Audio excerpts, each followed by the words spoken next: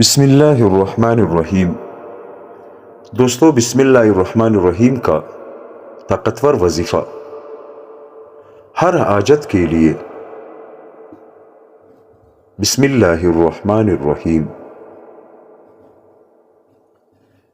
کا یہ وظیفہ بہت ہی طاقتور ہے۔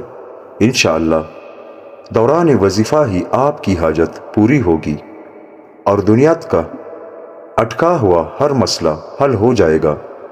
نماز عشاء کے بعد بسم اللہ الرحمن الرحیم 2100 مرتبہ پڑھے۔ اول و آخر 11 بار درود شریف پڑھے۔